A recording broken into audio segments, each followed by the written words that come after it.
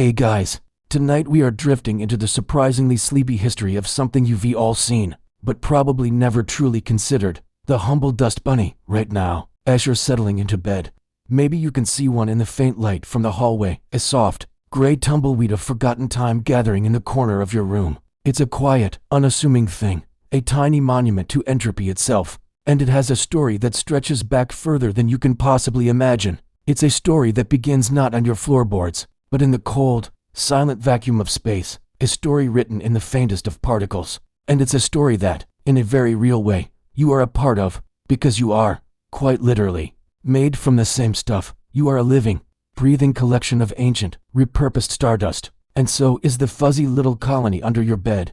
You probably won't survive contemplating that fact for too long without getting incredibly drowsy. So, before you get comfortable, take a moment to like the video and subscribe, but only if you genuinely enjoy what I do here. And if you're feeling chatty, drop a comment down below telling me where you're listening from and what the local time is. It's always fascinating to see this little community of sleepy historians, scattered across the globe, all drifting off to the same story. Now, dim the lights, maybe turn on a fan for that soft background hum, and let's ease into tonight's journey together. You close your eyes, and for a moment, let the weight of the day drain away. The world outside your window fades, and the only thing that exists is the gentle rhythm of your breath. And in that quiet darkness, we begin our journey not in a tidy living room, but at the dawn of everything.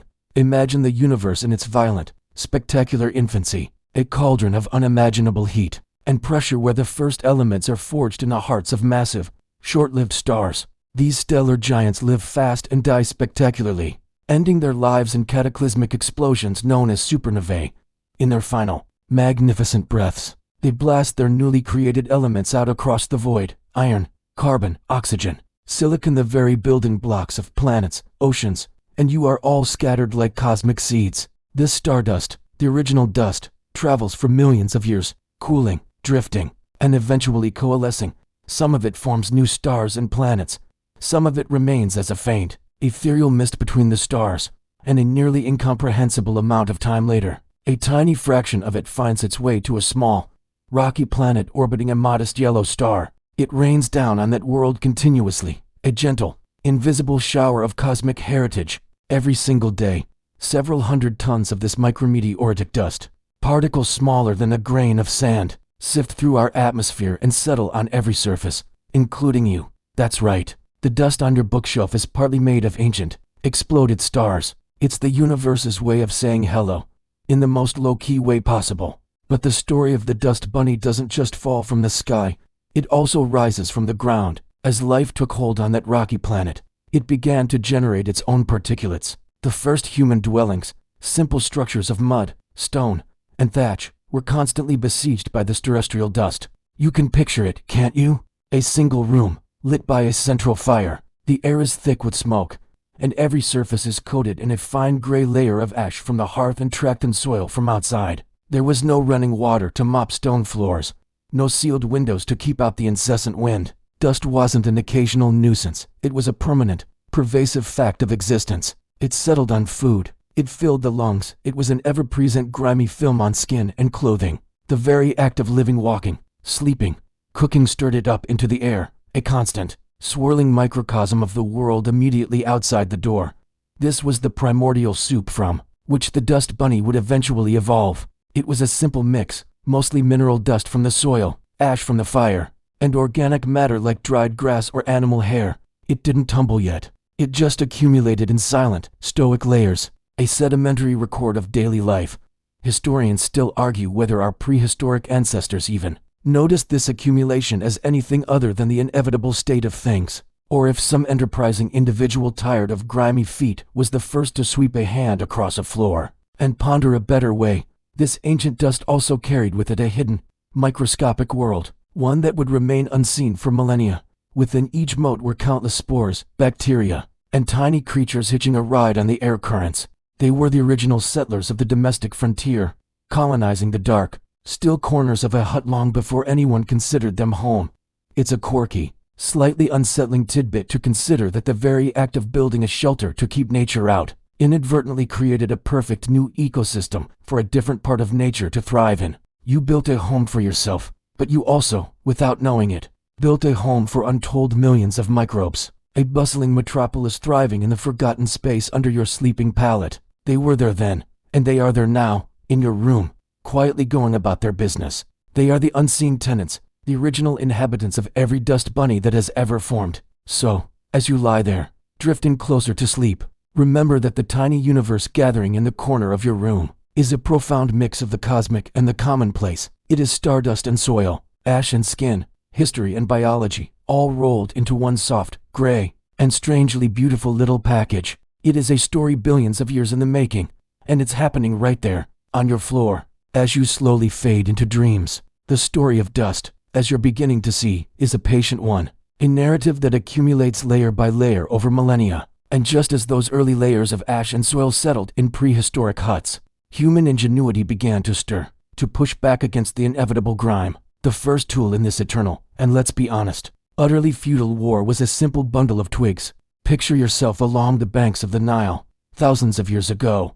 The sun is a brilliant, heavy weight in the sky, baking the mud brick walls of a dwelling. Inside, the air is still and thick with the fine, golden dust of the desert, a dust that seems to have a personal vendetta against cleanliness. It coats the low tables, the sleeping mats, the storage jars, and it is here, in this sun-drenched land, that someone has a brilliant, simple idea. They gather a bunch of stiff, durable reeds, perhaps the tough fibers of the date palm, and they bind them tightly together at one end with a strip of dried sinew, or a tough cord made from papyrus. They've just invented the broom. It's a crude thing, a far cry from the plastic marvels you might have in your closet, but it represents a monumental cognitive leap, the conscious, deliberate act of domestic cleaning. You can almost feel the rough handle in your own hands, see the satisfying, if dusty, arc it makes as it pushes the detritus of daily life out the door and back into the environment from whence it came. This was the first declaration of independence from the dirt, a small act of defiance against the entropy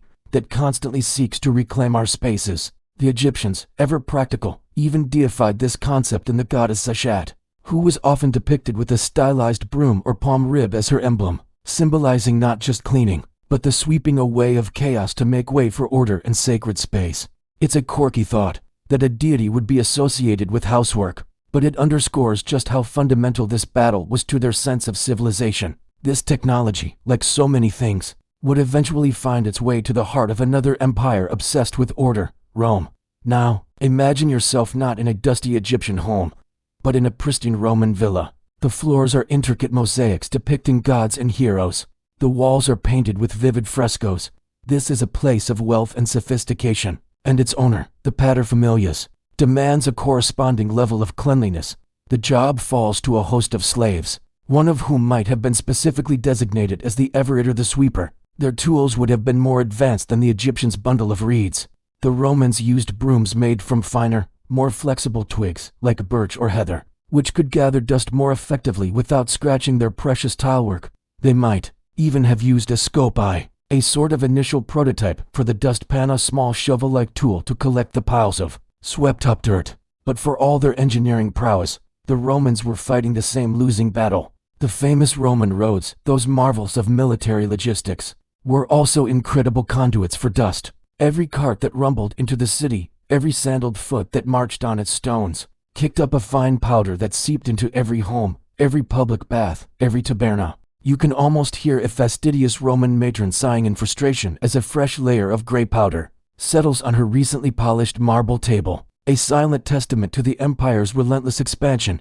It was a vexing paradox. The very infrastructure that made their civilization great also ensured it was never truly clean. Historians still argue whether this constant, low-level dust inhalation contributed to respiratory issues among the urban population, a hidden cost of imperial glory paid for in coughs and congestion. And it wasn't just a physical nuisance. Dust held a social and superstitious weight. To the Romans, a dusty home wasn't just untidy. It could be a sign of neglect, a failing of the mistress of the house to properly manage her household slaves.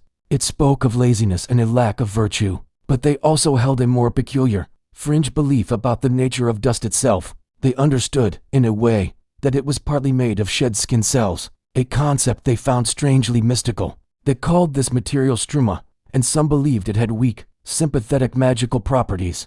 There are accounts, tucked away in the more superstitious texts, of love spells or curses that required the gathering of dust from a specific person's footprint or from the floor of their home. The idea was that this dust, having been a part of them, could still be used to influence them. It's a bizarre and intimate thought that the most worthless, swept-away thing in a household could be secretly harvested for arcane purposes.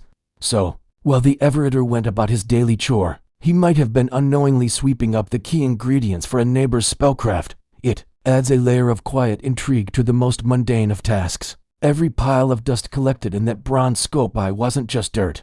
It was a tiny archive of who had passed through the home, their skin, their hair, the pollen caught on their tunics, and in the minds of some, it retained a faint echo of their essence. It's a notion that would fade, only to be rediscovered millennia later by forensic scientists, who now see every dust bunny as a silent witness to our comings and goings. But for now, in the ancient world, the broom sweeps on, a simple tool in an endless, quiet war against the particles of the world, a war you continue to wage in your own home tonight. As the Roman Empire fractures and recedes, like a tide pulling back from a littered shore, the world enters a period often, and perhaps unfairly, labeled as the Dark Ages. But in the realm of dust, there is no darkness, only a change in the light. The grand, dusty marble halls of Rome give way to the smoky, timbered great halls of medieval lords and the cramped, earthen-floored cottages of the common folk. The nature of the dust itself changes. The pervasive mineral dust from Roman roads is replaced by a richer, more organic blend, the smoke from a perpetual central hearth, the dried rushes strewn on the floor to soak up spills, and mud the decaying thatch overhead, the fur and hair from the animals that often shared the living space, and the ever-present flecks of human skin and hair. This dust was thicker, smellier, and far more intimate. It was the dust of life lived closely with the organic world, and it accumulated in thick, visible layers in the corners of rooms where the straw met the wattle and daub walls. These were the primordial nurseries for the first true ancestors of the modern dust bunny. Though they wouldn't have been called that yet, they were just there, silent, fuzzy accumulations in the shadows. And in the medieval mind, a place of shadows was a place for meaning, for superstition, and for portents. You are no longer in a sun-baked villa, you are in a stone-flagged castle corridor, the only light coming from a flickering torch in an iron sconce. The air is cold and moves in drafts that make the flame dance and spit. In the corner, a small, gray clot of dust, and straw trembles with the movement of the air. To you, it's just dirt. But to a scullery maid rushing past on an errand, it might be something else entirely. In the absence of scientific understanding, the human mind seeks patterns and stories. These unexplained accumulations, these little ghosts of filth that seemed to gather on their own, became imbued with significance. Some saw them as lucky, a sign of a bustling, well-lived-in household. To find a large one might mean prosperity was gathering in your home, much like the dust itself. Others, perhaps those of a more pious or paranoid disposition, saw them as deeply unlucky. They were devil's dust, the physical manifestation of a slothful spirit, or even a sign of a witch's malignant influence on a home. There's a quirky, fringe belief recorded in a few regional folk tales that claim these dust clusters were actually the droppings of household spirits like brownies or hobgoblins. The logic was charmingly circular. If you had a benevolent household spirit, it would help with chores, so its droppings would be small and scarce. But if you had a lazy or malicious spirit, its droppings, the dust bunnies, would be large and plentiful. Therefore, a dirty home wasn't your fault. It was the fault of your lazy domestic fairy. It was the medieval equivalent of blaming the dog for eating your homework. This supernatural association wasn't just limited to folklore. Even the learned, those who could read and write, sometimes subscribed to these ideas. Hildegard von Bingen, the famed 12th century German abbess, mystic, and polymath, wrote extensive texts on natural history and medicine. In her work Physica, she describes the nature of various elements of the world, and while she doesn't specifically address dust bunnies, she does speak of the air being full of invisible spirits and influences. It wasn't a huge leap for the common person to believe that these invisible forces could become visible through the accumulation of physical matter. A mainstream historical fact we can anchor to is the sheer practicality of the medieval realm, or room, which literally meant a space cleared of smoke and dust. Cleaning was a constant, brutal battle. The strewn rushes on the floor would be replaced periodically, and the old, foul-smelling, dust-laden ones would be carried out and burned, a literal eviction of the accumulated filth. But the dust in the corners, under the heavy furniture, that remained, Historians still argue whether the pervasive fear of miasma, bad air that would dominate later centuries, truly began here, in these smoky, poorly ventilated halls, where dust and illness were constant companions. Was that cough from the winter chill, or from breathing in the devil's dust all night? The line between the spiritual and the physical was beautifully, terrifyingly thin. So the next time you see a dust bunny and feel a twinge of domestic guilt, remember that 700 years ago you might have simply blamed it on a negligent hobgoblin and gone about your day content that the state of your floor was a matter of theology, not laziness. It's a comforting thought, isn't it? A little absolution gathered there in the corner, waiting for you to sweep it away, or not, if the microscope revealed the unsettling, teeming life within dust. The century that followed would declare all-out war on it, the battlefield, the Victorian home, the enemy, not just dirt, but the very idea of dirt, the moral failing it represented, and the invisible threats it was now believed to carry. The 19th century was an age of industry, innovation, and intense, almost pathological, anxiety about social order and public health, and nothing threatened the sanctity of the orderly home, quite like a bit of fluff under the settee. So imagine yourself now in a high-ceilinged Victorian parlor, all heavy velvet drapes, dark wood furniture, and cluttered surfaces. The air is thick, not with wood smoke, but with the smell of coal dust, lamp oil, and the faint, astringent scent of carbolic soap. This is the era where dust bunnies would meet their first true nemesis, armed with gleaming new technology and a fervent belief in the gospel of cleanliness. The war on dust was no longer a chore, it was a moral crusade, and its soldiers were an army of servants wielding the latest inventions. The mainstream historical fact that fueled this crusade was the widespread, and ultimately incorrect, belief in the miasma theory of disease. For much of the century before germ theory was widely accepted, people believed illnesses like cholera, typhoid, and the Black Death were spread by foul air miasma that rose from rotting waste stagnant water, and you guessed it, accumulated filth and dust. A dusty home wasn't just untidy, it was a breeding ground for death itself. This fear seeped into every aspect of domestic life. Mrs. Beeton's iconic book of household management, published in 1861, wasn't just a cookbook, it was a military manual for this domestic war. It dictated strict cleaning schedules, insisting on daily dusting, weekly sweeping, and seasonal spring cleaning so thorough it involved taking down curtains, beating carpets in the yard, and scrubbing every surface until it shone. Dust was the enemy, and it had to be eradicated. This pervasive fear led directly to a boom in cleaning technology. The carpet sweeper, a simple hand-powered device with rotating brushes, and a dustpan, was patented in the mid-19th century and became a middle-class staple. It was a vast improvement over the broom for dealing with the thick, dust-laden carpets that symbolized Victorian comfort. But even this was just the beginning. This is where we get a wonderfully quirky tidbit. The Victorians, in their relentless pursuit of cleanliness, invented some truly bizarre and elaborate devices.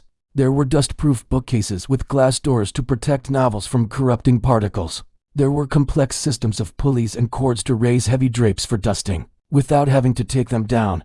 But the crown jewel of eccentricity might be the dust sucker, an early, cumbersome prototype of the vacuum cleaner. These were not the sleek electric machines, you know. Some were manual, giant bellows-like contraptions that required a servant to pump a handle furiously to create suction, often just redistributing the dust in a great cloud. Others were so large they were mounted on horse-drawn carts and required teams of operators to pipe suction into homes through long, flexible hoses from the street. Imagine the scene, a massive, steam-powered behemoth parked outside a respectable townhouse.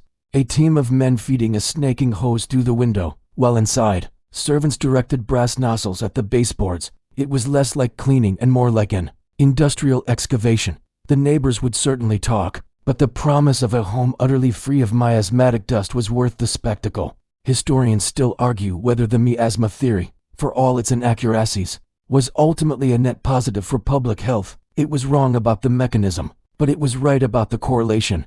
Cleaning up filth and removing waste did reduce disease. The campaign against dust and dirt, driven by a mistaken belief, inadvertently led to better sanitation, cleaner water supplies, and overall healthier cities. The Victorian war on dust saved lives, even if it was fought for the wrong reasons. In the home, this obsession created a new kind of domestic tyranny. For the lady of the house, her social standing was now tied to the impeccable cleanliness of her parlor. A speck of dust on the mantelpiece could be a mark of shame.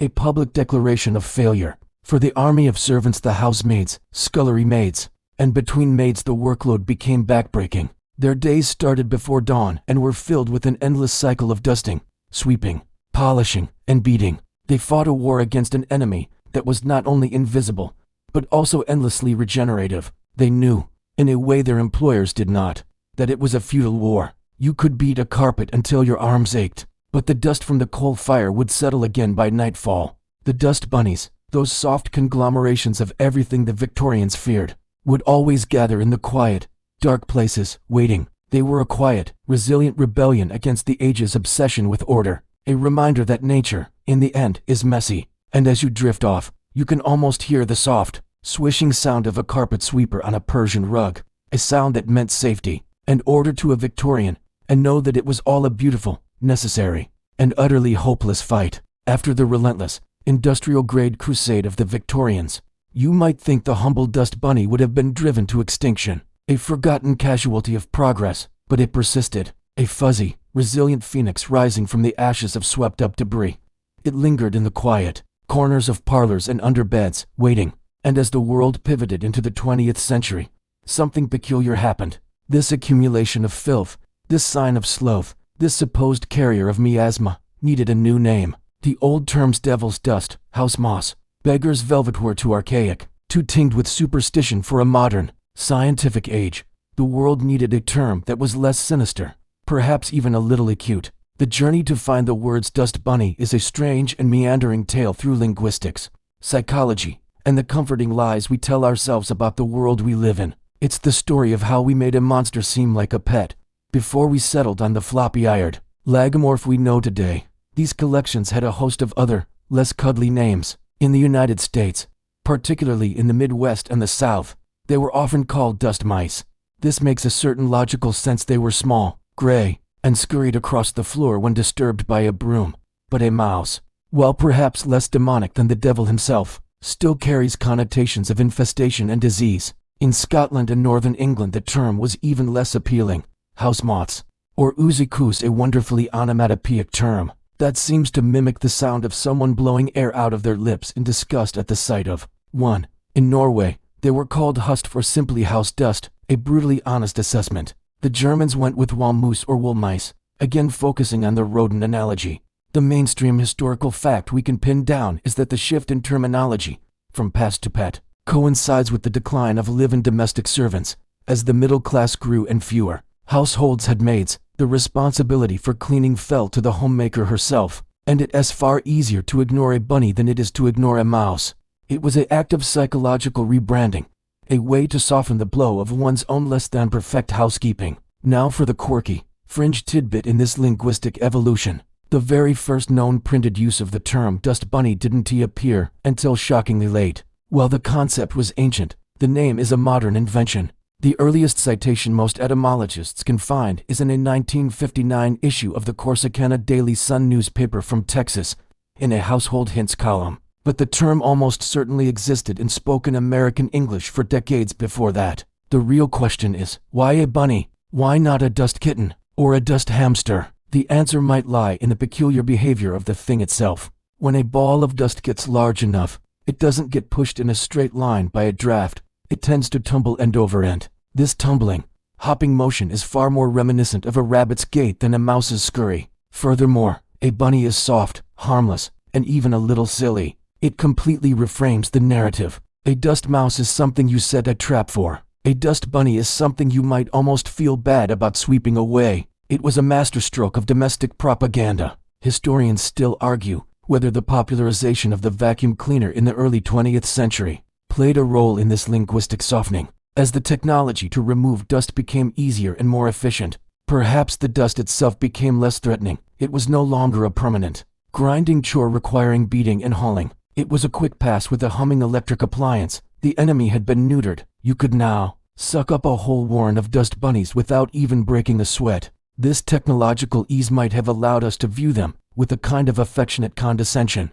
They were no longer a formidable foe, but merely a minor nuisance. And nuisances can be given cute names. We see this pattern elsewhere. We call a small error a glitch instead of a catastrophe. A computer virus is a bug. it as a way to diminish the perceived threat of something we don't fully understand or control. The dust bunny, with its new, adorable moniker, was successfully domesticated. It had been transformed from a sign of moral decay and disease into a simple fact of life, a harmless, if slightly embarrassing, roommate. So the next time you spot one and call it a dust bunny, remember you're participating in a decades-old tradition of cheerful denial. You're not neglecting your cleaning. You're just hosting a few quiet, hoppy, imaginary rabbits, and that's a thought soothing enough to almost make you forget what they were actually made of. Almost. The cozy psychological rebranding of the dust bunny in the comfortable corners of mid-century homes was about to be violently upended by a force of nature so vast and apocalyptic, it would redefine humanity's relationship with dust itself. The story now shifts from the domestic to the epic, from the space under your bed to the very skies above. You are no longer in a safe, carpeted living room. You are on the Great Plains of North America in the 1930s. The air itself has turned against you. This is the Dust Bowl, and it is here that dust ceases to be a mere nuisance and becomes a biblical plague, a tangible representation of ecological collapse and human suffering. The bunny is gone, replaced by a monster of continental proportions. To understand the Dust Bowl, you have to first understand the sin of hubris that preceded it.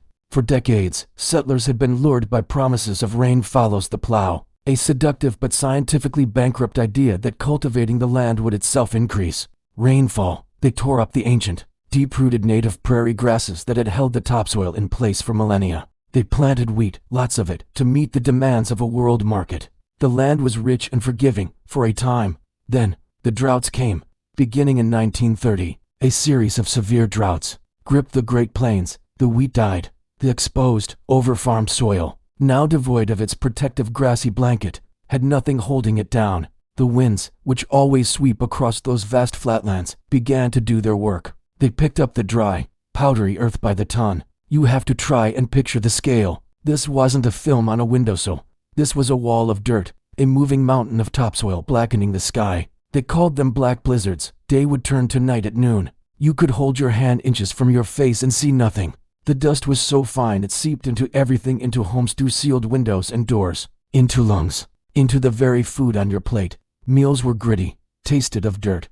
Children died of dust, pneumonia, their lungs clogged with the very earth they lived on. This is the mainstream historical fact, one of the worst man-made ecological disasters in history. But within this colossal tragedy are countless smaller, heartbreaking stories. Imagine the sheer, futile labor of it. You'd spend hours trying to keep the dust out of your house, stuffing rags in the cracks of windows and doors only to wake up the next morning to find fine silt drifted over your sleeping children like a grim blanket. Women would set the table by placing plates and cups upside down. Until the very moment the meal was served, they would hang wet sheets over the windows in a desperate attempt to filter the air, watching them turn brown in minutes. The psychological toll was immense. The constant, oppressive presence of the dust, the feeling of being slowly buried alive in your own home, drove many to despair. There's a quirky, almost surreal tidbit from this era. The static electricity generated by these colossal rolling clouds of dust was so powerful, it would short out car engines and cause barbed wire fences to glow with an eerie blue light, a phenomenon called St. Elmo's fire. People reported getting shocks from shaking hands or touching doorknobs. The very air was alive with a dangerous, crackling energy. It must have felt like the end of the world, and in a way, for their way of life, it was. The response to this catastrophe reshaped a nation. The U.S. government, under Franklin D. Roosevelt's New Deal, launched an unprecedented effort to save the land. The Soil Conservation Service was born, teaching farmers new techniques like crop rotation, terracing, and most importantly planting shelter belts, long lines of trees to break the wind and hold the soil. They encouraged a return to the wisdom of the past, to the kinds of grasses that had once held the plains together. It was a monumental admission that humanity had gotten it wrong, that we could not simply dominate nature without consequence. Historians still argue whether the lessons of the Dust Bowl were truly learned, or if we simply got better at managing the symptoms of large-scale agriculture. The mass migration of Okies and others from the devastated plains to California, immortalized in John Steinbeck's The Grapes of Wrath, changed the demographic and cultural landscape of America. It was a diaspora caused not by war, but by dust. So as you lie in your clean, quiet room, remember that there was a time, not so long ago, when dust was not a sign of domestic neglect, but an unstoppable force of nature. It was a reminder that the ground beneath our feet is not permanent, that the border between our homes and the wilderness is thinner than we think, and that the most innocent-seeming particle in sufficient numbers can bring an entire country to its knees. The Dust Bowl took the concept of a dust bunny and scaled it up to a nightmare, a lesson written in dirt and wind that we can only hope we never forget. The dust storms of the 1930s eventually settled, the plains were coaxed back to life with new conservation methods, and the world was plunged into a war that would in its aftermath reshape everything, including the very atoms of the dust in your home. The post-war era was a time of explosive optimism and synthetic revolution. Chemistry, once harnessed for explosives and warfare, was now redirected towards domestic bliss. The returning soldiers wanted newness, cleanliness, and freedom from the old ways. Industry was happy to provide, and so you find yourself in a brand new 1950s suburban home. The air smells not of coal smoke or prairie soil, but of something new. It's the faint, sweet scent of vinyl flooring, the alkaline tang of acrylic carpet fibers, the off-gassing aroma of plywood bonded with synthetic resins. This is the atomic age, and its dust is unlike any that has come before. The dust bunny, that ancient conglomerate of skin, soil, and wool, is evolving. It is becoming plastic. The mainstream historical fact driving this change is the petrochemical revolution. The same industrial complexes that had churned out tanks and planes now turned their attention to consumer goods. They created a dazzling array of new materials: polyester for clothes, polyurethane for couch foam, PVC for plumbing and flooring, polystyrene for toys, and 1,000 other polymers. These materials were miracles of modern science, durable, cheap, colorful, and easy to clean. But they had a secret life. They were constantly degrading, shedding microscopic shards of themselves. Every time you walked on your new wall-to-wall nylon carpet, you kicked up a cloud of tiny plastic fibrils. Every time you plopped down on your vinyl-covered couch, you released a few more particles of plasticizer into the air. The dust in this suburban dream home was no longer primarily organic. It was increasingly synthetic. You were breathing in the microscopic shrapnel of your own modern lifestyle. The dust bunnies under your Danish modern furniture were now partly made of oil, a bizarre fusion of the biological you and the industrial world you had built. This leads us to a wonderfully quirky, if slightly unsettling, tidbit. Scientists studying dust composition began to notice strange chemical signatures. They found compounds like phthalates used to make plastics flexible, and brominated flame retardants added to everything from televisions to children's pajamas, accumulating in household dust. These weren't just inert particles, they were active chemicals, leaching out of our possessions and into the air we breathed. In the 1950s and 60s, no one really thought about this. It was the price of progress, but it created a kind of chemical time capsule. A dust bunny from a 1960s living room, if preserved, would tell a story not just of the family's diet and pets, but of their consumer habits, the brand of their plastic radio casing, the type of foam in their sofa, the specific dyes in their garish curtains. It's a form of archaeology where the artifacts are constantly disintegrating and being inhaled. There's a fringe theory, popular among some conspiracists of the era, that this synthetic dust was responsible for new, mysterious ailments, from allergies to general malaise. They weren't entirely wrong, though their evidence was more anecdotal than scientific. The truth was simply that we had filled our homes with entirely new substances, and our bodies, and our dust bunnies, were the unwitting testing grounds for their long-term effects. Historians still argue whether the post-war embrace of synthetics was a conscious trade-off convenience and modernity in exchange for a new, chemical-laden environment, or simply a wave of naive optimism that couldn't foresee the consequences. The advertising of the time certainly sold it as an unalloyed good. These new materials were space-age, hygienic, and labor-saving. A vinyl floor could be wiped clean in seconds, unlike a wooden one that needed scrubbing and waxing. A polyester suit didn't need ironing. It was all about ease and looking toward the future. The dust itself became a symbol of that future. It was no longer the dust of the earth. It was the dust of invention. And yet, the old dust never truly went away. It was still there, your skin cells, your pet's dander, the pollen drifting in through the window screen. But now it was interwoven with bright orange slivers of plastic from a child, as toy gray fibers from the new carpet, and invisible chemicals settling onto every surface. The dust bunny had become a hybrid creature, a mirror reflecting our transition from a natural world to a manufactured one. So as you drift off, remember that the world under your bed is an archive of not just your life, but of the entire 20th century's industrial ambition. It's a quiet, fuzzy monument to progress, and it's made of everything we've ever made. As you lie there in the quiet dark, knowing that the dust around you is a hybrid of star stuff and plastic, of skin and synthetic fiber, it's time to zoom in, not with a microscope, but with the mind's eye, to see the dust bunny not as a simple lump, but as a world, a microcosm, a bustling, thriving ecosystem as complex and interdependent as any rainforest or coral reef. Forget the bunny, think of it as a planet, a soft, gray, tumbling planet, and its dominant life form is a creature so perfectly adapted to its environment that it has you to thank for its entire existence. You are not just the creator of this world, you are its sun and its rain. You are the source of all life. Welcome to the kingdom of the dust mite. The mainstream historical fact here is the discovery and classification of these creatures. While Van Leeuwenhoek first saw them centuries ago, it wasn't until the mid-20th century that we really began to understand their biology.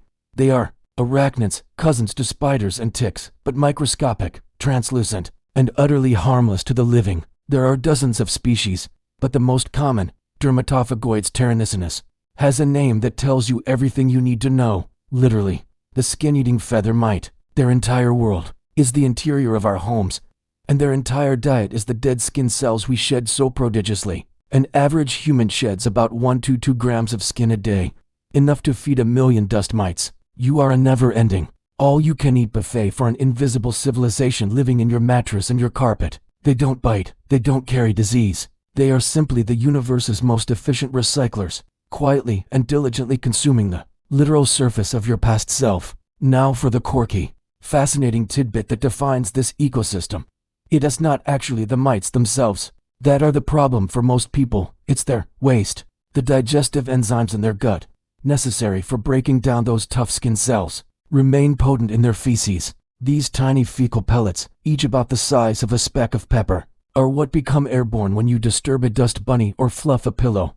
When inhaled, these tiny packets of protein can trigger allergic reactions in sensitive individuals. Your immune system mistakenly identifies these harmless particles as a dire threat, launching a full-scale defensive response, sneezing, watery eyes, itching, all because of a misunderstanding. With a mite's digestive byproduct, it's a case of catastrophic crosstalk between species. But within the dust bunny ecosystem, this waste is not a pollutant, it's part of the cycle. It contributes to the organic matter of the soil of this strange world. And they are not alone. This microbiome also includes mold spores and fungi, which thrive in the humid environment of a settled dust bunny. Some species of fungi have even evolved a symbiotic relationship with the mites. The fungi break down the skin cells first, making them easier for the mites to digest. It's a tiny, efficient, composting factory operating in the dark corner of your bedroom. Historians, and indeed scientists, still argue whether we should view these creatures as pests or as essential partners in a domestic ecosystem. Is our goal to eradicate them completely a nearly impossible task, or to simply manage their population to a level that doesn't trigger allergies? The war on dust mites is a multi-billion-dollar industry, selling everything from allergen-proof mattress covers to specialized vacuums. But it's a war against nature itself, against a life form that has evolved over millions of years to do one job perfectly: clean up after us. In a weird way, they are the ultimate domestic servants, working 24/7 for free, requiring only the waste we didn't want anyway. Their entire civilization rises and falls with your own habits. A well-lived in, comfortably cluttered home is a metropolis for mites. A minimalist, sterile, white-walled apartment is a desolate wasteland. They are a barometer of human coziness. So the next time you feel a sneeze coming on, don't think of it as an attack. Think of it as a message from the tiny citizens of Dust Bunny World. A gentle reminder that you are not alone, that your life supports life, that your discarded self is another creature's sustenance. You are a god to a universe of mites, a benevolent provider whose slumber literally feeds an entire world. It's a humbling, strangely peaceful thought, and one that might just lull you deeper into the realm of dreams, where perhaps you can imagine yourself tiny, exploring the vast, soft, gray landscapes of your own creation. From the intricate, microscopic world thriving in the carpet fibers beneath you, we now journey to the opposite extreme. We leave the confines of your home, your planet, even your solar system. We are going to chase the origin story of the very first particles, the primordial dust from which everything, including you and the bunnies under your bed, was formed. This is the story of cosmic dust, the material that falls to Earth from the void, a silent, constant rain of visitors from the depths of space, and to study it, to catch it, requires some of the most meticulous, almost obsessive, science on the planet. You are about to enter the world of NASA's cosmic dust labs, where the dust bunnies are not swept away, but collected with tweezers and treated like precious gems. The mainstream historical fact here is that our solar system, and indeed our entire planet, was formed from a collapsing cloud of gas and cosmic dust some 4.6 billion years ago. This dust, mostly silicates and carbon compounds, clumped together through static electricity and gravity, forming ever larger bodies, planetesimals, protoplanets, and finally, the planets we know today.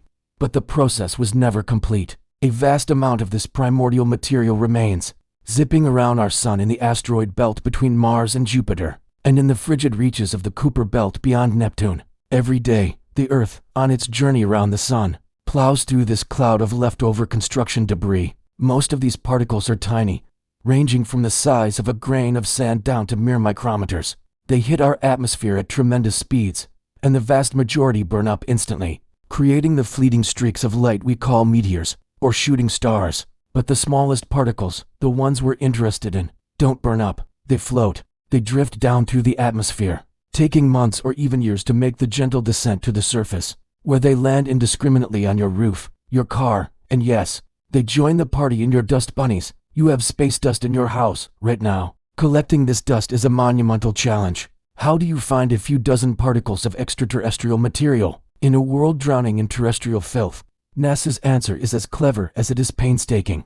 For decades, they flew high-altitude aircraft with collectors mounted on the wings plates covered in a special, ultra-pure silicone oil to skim the stratosphere where the air is clean, and the relative concentration of cosmic dust is higher. Later, they sent the Stardust spacecraft on a 7-year mission to fly through the tail of a comet, Wild 2, and capture particles directly from that icy wanderer using a collector made of arygol, a substance so ethereal it's called frozen smoke. The spacecraft then returned the sample capsule to Earth, where scientists in pristine clean rooms, wearing full-body bunny suits to avoid contaminating the samples with their own skin dust, began the years-long process of searching for the tiny tracks left by the impacting particles.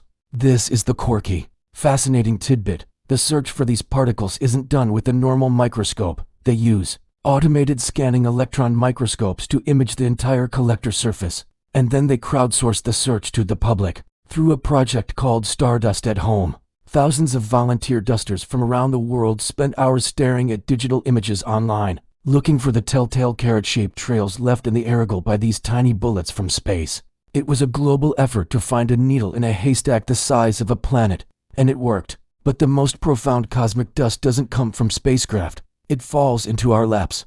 The most studied extraterrestrial material on Earth comes from a specific class of meteorites, called carbonaceous chondrites. These are not the metallic rocks of popular imagination. They are fragile, dark, crumbly stones that are more dirt than rock. They are essentially frozen lumps of the original solar nebula, unchanged since the dawn of our solar system. When they are recovered after a fall, scientists rush to get them into a nitrogen-filled glove box to prevent Earth's air and moisture from contaminating them. Inside, they find a stunning array of material, including Prazolar grains, tiny diamonds, and specks of silicon carbide that are older than our sun, forged in the depths of other stars and then incorporated into our solar system as it formed. Historians and astrophysicists still argue whether the vast quantities of water on Earth and the complex organic compounds necessary for life were delivered to our planet by these carbon-rich asteroids and comets in its early, violent history. It's the theory of panspermia, but for ingredients, not life itself. The idea is that the very building blocks of life, the amino acids and sugars, hitched a ride on cosmic dust and meteorites. So that dust bunny in the corner isn't just made of you and your stuff. It contains, however faintly, the very seeds of creation, the raw materials that, in another time and place, under the right conditions, sparked into life. You are literally sleeping in the aftermath of Genesis. The universe isn't just out there. It's in here, settling quietly all around you. A gentle, constant reminder that we are all, truly, made of star stuff. After soaring through the cosmos to collect stardust, we now land firmly back on Earth, in a place where dust is not a wonder of the universe, but a silent, unassuming witness to the darkest corners of human behavior. The same motes that carry the secrets of supernovae also hold the truth of a closed room, a struggle, a secret hurriedly kept. You are no longer a sleeper or a scientist, you are a forensic investigator. Your tool isn't a telescope or a microscope, but a meticulous mind and an understanding that every single thing a person does, everywhere they go, leaves an invisible cloud of evidence behind them. This is the principle of exchange, the fundamental belief of forensic science. And dust is one of its most eloquent, if quiet, speakers. The mainstream historical fact that anchors this entire field is Locard's exchange principle, formulated in the early 20th century by the French criminologist Dr. Edmond Locard. His theory was elegantly simple: every contact leaves a trace. A criminal cannot enter a crime scene without leaving something of themselves behind: a hair, a fiber, a fingerprint, and without taking something from the scene with them: dust, soil, glass fragments. It is the investigator's job to find these traces and read their story. And dust, that ubiquitous cocktail of everything, is a perfect medium for this exchange. A shoe tread picks up the unique blend of minerals from a garden path. A sweater cuff brushes against a dusty windowsill, collecting a layer of pollen, paint flakes, and perhaps the rare spore of a specific mold. The perpetrator leaves, carrying a perfect snapshot of the place on their clothing, while simultaneously depositing fibers from their own home into the crime scene. The dust becomes a two-way street of evidence. Now for a quirky, real-life tidbit that proves this principle in action. One of the most famous cases involving dust didn't involve a murder weapon or a bloody fingerprint, but a simple pair of trousers. In 1956, in Germany, a man was suspected of murdering a young girl in a forest. The evidence was circumstantial until a forensic geologist, Dr. Georg Popp, examined the suspect's pants. He found a layer of dust embedded in the cuffs. Through meticulous analysis, he identified that the dust was made up of four distinct layers.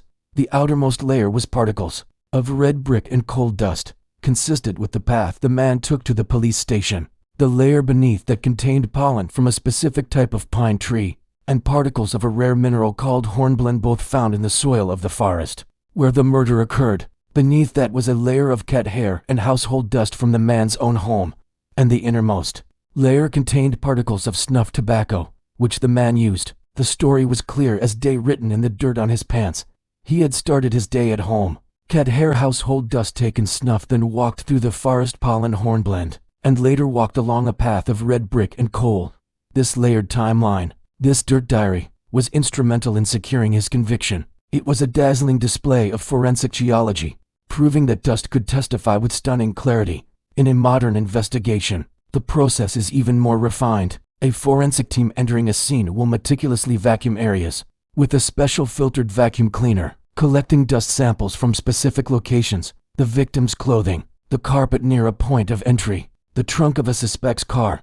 These samples are then taken to the lab and placed under a comparison microscope. A criminalist can compare a fiber from a suspect's sweater directly with a fiber from the victim's home. They can analyze the chemical composition of soil particles to see if they match a unique location. Pollen can pinpoint not just a season, but sometimes a specific region, as pollen types vary geographically. This is where we find our open scholarly debate. Historians and legal scholars still argue whether trace evidence, like dust and fiber analysis, has been oversold in courtrooms. Its certainty sometimes exaggerated beyond what the science can reliably support.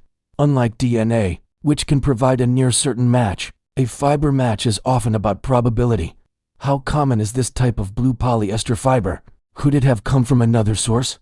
The argument is about the weight given to this evidence and the need for humility in its interpretation. It's powerful, but not infallible. So as you lie in your bed, the dust settling around you is not just a passive accumulation. It is a continuous, silent recording. It is a logbook of your day: the pollen from the park you walked through, the flour from the kitchen counter you leaned against, the tiny metal shavings from your workplace, the cat dander from your pet, the fibers from your clothes. They are all there, layer upon microscopic layer, telling the story of your movements. In your quiet, peaceful room, you are composing a complex, ever-changing dust autobiography, a narrative of a life lived, and should that narrative ever need to be read, there will be a quiet scientist in a lab, peering through a microscope, ready to listen to what the dust has to say. It's a comforting thought, in a way that even the smallest, most ignored things bear witness to our lives, creating a record of our presence long after we've left the room. For most of human history, dust was a nuisance, a portent, or a curiosity. But in the modern era, for a significant portion of the population, it has become an enemy within, a trigger, a declaration of war issued by your own body against the most harmless of particles. The story of dust takes a deeply personal turn now. From the cosmic and the criminal to the cellular, you are about to journey inside your own body, into the intricate and sometimes overly dramatic world of the immune system, to understand why something as innocent as a dust bunny can make you feel so miserable. This is the story of the allergy, a case of catastrophic mistaken identity written in sniffles, sneezes, and itchy eyes. The mainstream historical fact that frames this is the discovery of the immune system's incredible, and sometimes flawed, precision. Your body is a fortress, constantly patrolled by a sophisticated army of white blood cells designed to identify and destroy invaders like viruses and bacteria. This system is what keeps you alive. But an allergy is essentially a case of this hypervigilant army going rogue. It mistakes a completely harmless substance like those dust mite fecal pellets we discussed for a dangerous pathogen. The first time your body encounters this allergen, it quietly studies it, decides it's a threat, and produces specific antibodies called immunoglobulin E to mark it for destruction. This process is called sensitization. You feel nothing, but the next time you inhale that same allergen, your body is ready for all-out war. The antibodies signal mast cells in your tissues to unleash a barrage of chemical weapons, most notably histamine, into the surrounding area. Histamine's job is to cause inflammation. It makes blood vessels dilate and leak fluid. It makes muscles contract. It stimulates mucus production. It's designed to flush out and expel a parasite or an infection. But when this reaction is directed at a speck of dust, the results are the all-too-familiar symptoms of an allergic reaction. A runny nose trying to wash the invader out, sneezing to blast it away, itchy and watery eyes, and constricted airways in the lungs. Your body is using a cannon to swat a fly. Now for the quirky and frankly bizarre tidbit about this whole process, the hygiene hypothesis. This is the theory that our modern, ultra-clean lifestyles are actually to blame for the rise in allergies. The idea is that our immune systems, evolved over millennia to fight off a constant barrage of parasites and pathogens, are now understimulated. Growing up in an environment that is too clean, too free of germs and dirt, means our immune system doesn't get the proper training it needs. Bored and looking for something to do, it starts picking fights with harmless things like pollen, pet dander, and dust mites. It's like a standing army with no real enemy to fight, so it starts attacking its own citizens. Studies have shown that children who grow up on farms, surrounded by animals and dirt, have significantly lower rates of allergies and asthma than children who grow up in urban, sanitized environments. Their immune systems are too busy dealing with real, minor threats to bother overreacting to dust mites. So, in a cruel irony, the very act of waging war on dust with our vacuums, our air purifiers, our antimicrobial wipes might be creating a generation whose bodies are more sensitive to it than ever before. Our pursuit of cleanliness might be making us weaker. This leads directly to the open debate that preoccupies immunologists and public health experts today. Historians and medical scholars still argue whether the hygiene hypothesis is the complete story, or if it's just one piece of a much more complex puzzle. What is the precise balance between exposure and protection? How do genetics, diet, and viral infections early in life play a role? Is there a critical window in childhood where exposure to certain microbes is essential for training the immune system? And if we miss it, are we doomed to a life of sneezing and scratching? We don't have definitive answers. The rise of allergies is a modern epidemic, a price we may be paying for our success in conquering infectious diseases. It's a first-world problem in the most literal sense. So the next time your allergies act up, you can reframe the experience. You're not weak. You're the victim of your own body's overzealous, misinformed protectiveness. You are a perfectly tuned survival machine living in a world that is too clean for your own good. That dust bunny isn't attacking you. Your body is attacking it, with a ferocity and resources that would be appropriate for tackling a flu virus. It's a biological comedy of errors happening inside you, a dramatic over-reduction to a tiny piece of your own recycled skin. As you lie in bed, feeling that familiar tickle in your nose or throat, just remember, it's not the dust, it's the love. It is your body loving you so much it is willing to start a fight with a ghost. And that is a thought that might just make you smile through the sniffles as you drift off to sleep. From the internal, microscopic civil war of your immune system, we now travel to a place where the external, Physical war on dust is waged with an almost religious fervor, a place where a single particle, a speck 100 times smaller than a grain of sand, is not just a nuisance, but a cataclysm, a saboteur, a multi-million-dollar mistake waiting to happen. You are about to enter the antithesis of the cozy, dust bunny-friendly home, the tech cleanroom.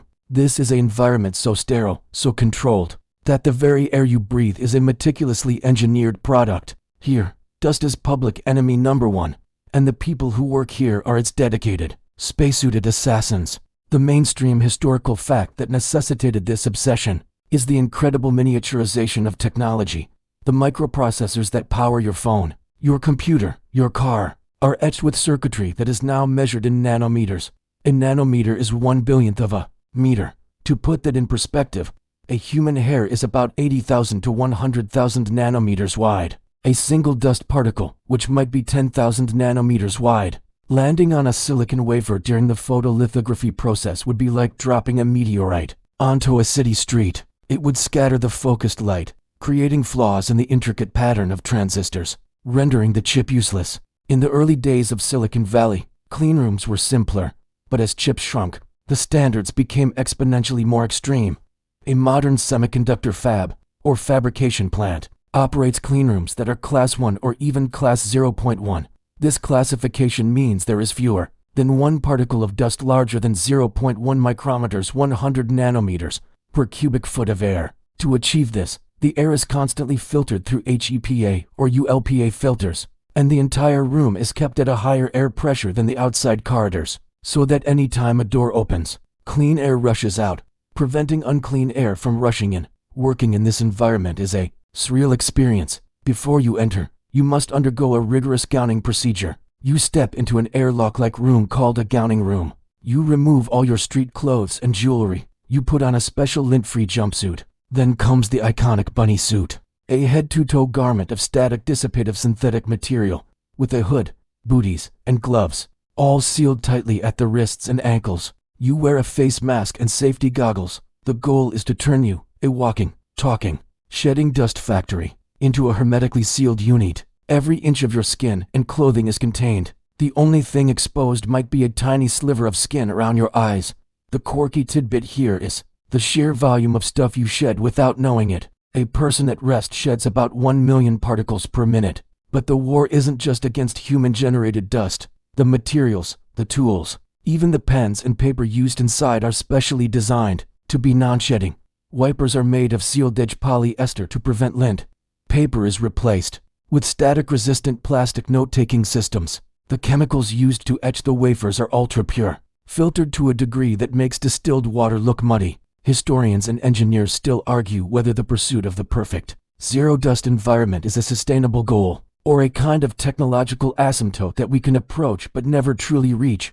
The cost is astronomical, both in energy consumption and financial investment. And for all this effort, perfection is impossible. Catastrophic failures still happen. A filter can fail, a seal can be imperfect, a technician can have a tiny, unnoticed pinhole in their glove. The question is one of acceptable loss. How many billions of dollars in ruined wafers is an acceptable price to pay in the pursuit of the next, smaller, faster chip?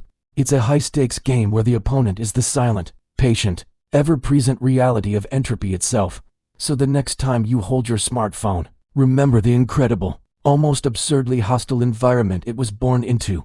That device is a miracle not just of computation, but of cleanliness. It is a monument to humanity's refusal to accept the natural state of things, to our willingness to build a bubble of impossible order in a universe that constantly trends toward chaos. And as you lie in your decidedly unclean bedroom, you can appreciate the quiet hum of your devices, knowing that within them lies the ghost of the most sterile places on Earth, a world where the dust bunny is not a quirky roommate, but an exiled king. After the sterile, hyper-controlled silence of the cleanroom, our journey takes a sharp and poetic turn. We move from a world that wages absolute war on dust to a world that welcomes it, nurtures it, and sees in its gentle accumulation not a failure of cleanliness, but a profound meditation on time, memory, and decay. You are about to step into the world of artists for whom the dust bunny is not an enemy, but a muse.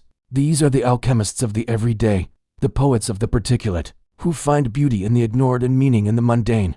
They challenge us to look again at the soft gray ghosts in the corners of our lives and see them for what they are: slow, silent sculptures created by the passage of time itself. The mainstream historical fact that provides a foundation for this is the rise of conceptual and found object art in the 20th century, pioneered by figures like Marcel Duchamp. His ready-mades, ordinary manufactured objects designated as art shattered the notion that art had to be a handcrafted representation of something else. It opened the door for artists to use anything as a medium, to find meaning in process and concept over technical skill. Dust, as the ultimate ready-made material, the most common and overlooked substance on Earth, was a natural next step, but using it requires a radical shift in perspective. The artist must become a collaborator with entropy, not a conqueror of it. They must surrender control and embrace chance, allowing time and environment to be co-creators. Their studio is the world, and their primary tool is patience. Now, let's meet a few of these practitioners. There is the British artist Roger Hirons, who is famous for his work Seizure, where he pumped a liquid copper solution into a condemned London apartment, causing spectacular blue crystals to grow on every surface. But for our purposes, his quieter work is more relevant. He has created pieces by simply leaving objects in his studio to gather dust for years, then presenting the dust-covered forms as finished sculptures. The dust is the artwork. It is a record of the time that passed, of the air that moved through the room, of the life that was lived around it. Then there is the Canadian artist Sarah Ann Johnson, who created a piece called Dust House. She built a beautiful, intricate dollhouse and then left it in her basement for a year to collect a thick, uniform layer of dust. The result is haunting and beautiful, a dream home frozen in a gray shroud, a ghost of itself. It feels like an artifact from a post-apocalyptic world, or a memory fading evenly away. But the quirky, fringe tidbit in this artistic movement has to be the work of an artist who goes even further. There are artists who don't just let dust accumulate, they harvest it. They carefully collect dust from specific, meaningful locations: the floor of a historic library, a forgotten railway station, their grandmother's attic, and then use it as a pigment, mixing it with a binder to create dust paints. With these, they create portraits or landscapes that are literally made from the essence of a place. It's a form of literal hauntology, painting with the ghosts of a location. This artistic practice forces a philosophical question, which is where we find our open scholarly debate. Historians and art critics still argue whether this type of art made from decay, from process, from the passage of time is a legitimate commentary on modernity and our fear of mortality, or merely a pretentious, lazy gimmick. Is a dust-covered chair in a gallery a profound statement on the inevitable decay of all things? Or is it just a dirty chair? The debate hinges on intentionality and context. The artist's role is to frame the dust, to provide the concept that transforms it from dirt into a symbol. They are asking us to confront the things we spend our lives trying to avoid, that we are temporary, that our things will outlast us and fade, that order is always yielding to disorder. A dust bunny under your bed is a sign of neglect. That same dust bunny, placed on a white pedestal in a well-lit gallery with a title like Accretion No. 5, becomes a subject of contemplation. It's a powerful magic trick. As you lie in your bed, you can try this shift in perspective yourself. Look at that dust bunny in the corner not as a chore you haven't gotten to, but as a collaborative artwork between you, your pets, your home, and time. You have provided the raw materials: your skin, your hair, the fibers from your clothes. Your environment has provided the pollen, the soil, the plaster. The architecture of your room has provided the quiet corner, the specific air currents that caused it to tumble into its current, unique shape, and time has provided the patience, the slow, steady accumulation. It is a sculpture in progress, a record of your life written in lint and dander. It is your ready-made. The artists we've met are simply those who have learned to see what has always been there. They remind us that beauty and meaning aren't always about what we add to the world, but sometimes about what we allow to happen, about what we choose to notice. In a culture obsessed with newness, shine, and sterility, they champion the old, the dull, and the decayed. They find the sublime in the sublimate. So tonight, give yourself permission to be a little less like the cleanroom engineer and a little more like the artist. Let the dust bunnies be. See them not as failures of housekeeping, but as the quiet, slow-moving works of art they are. They are the land art of your living room, the slow sculptures of everyday life, and they are beautiful. And so we arrive here, at the end of our journey, and at a new beginning.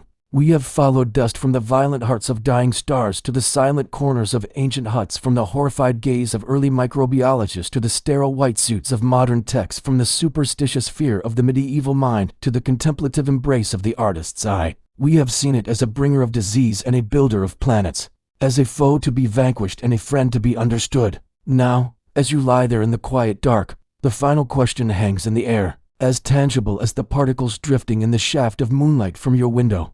What comes next? What is the future of dust, and by extension, the future of us, its constant companions and creators? The mainstream historical fact that will inevitably shape this future is the accelerating pace of our own innovation.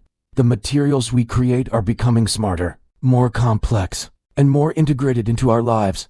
We are already living in the age of nanomaterials, engineered particles with specific properties, used in everything from sunscreen to electronics. The dust of the future will not just be the passive shed of our current world. It will be an active, intelligent residue. Imagine a smart home of the near future, not just with robotic vacuums, but with walls and surfaces coated with self-cleaning nanomaterials that break down organic dust upon contact. Imagine centralized home air systems so efficient they can sort and filter particles, not just by size, but by their chemical composition, actively scrubbing the air of allergens and synthetic pollutants before they can ever settle. The dust bunny, in its classic form, could face extinction, not from a broom, but from a silent, automated, and perpetual process of decomposition. Our environments could become so managed, so controlled, that the slow, random accretion that has characterized dust for all of human history is deliberately designed out of existence.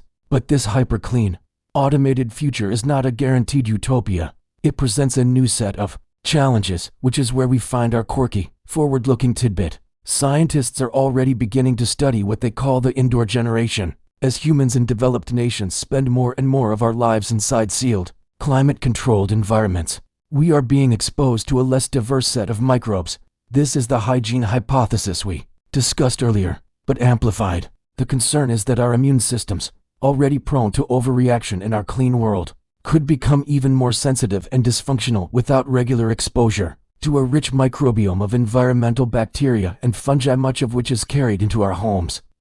You guessed it, dust.